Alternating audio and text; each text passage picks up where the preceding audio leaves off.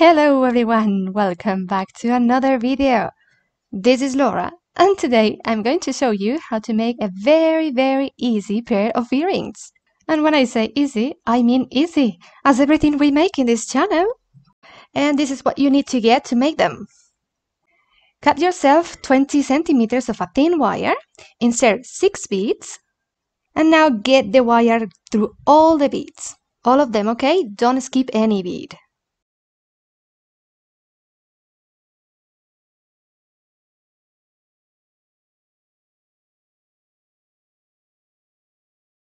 When you are done, pull the wire a little bit, just like so, and now you have to thread the wire through the first bead you have. Only the first one.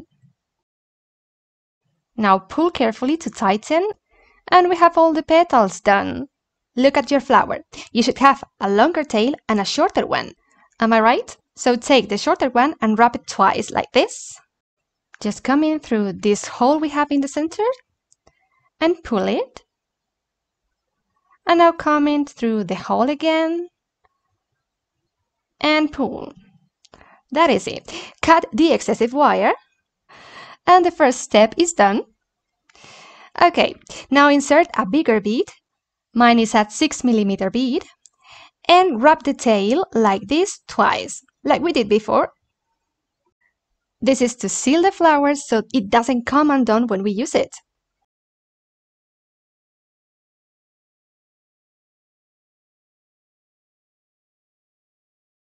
Okay, when you're happy, cut the excessive wire and the flower is done. All you have to do is to repeat this and make a second flower. I'm gonna be using this type of jump rings, which is pretty big, by the way. And all you have to do now is to insert the flowers on the jump ring, like this. You can use 2 flowers or maybe more, whatever you like. Close the jump ring, and this is the result. Now cut like 10 centimeters of this type of chain and insert the chain through one of the beads. As you can see, this chain looks a little bit dented, so all you have to do is to apply a little bit of pressure, like squeeze it, to make it look better.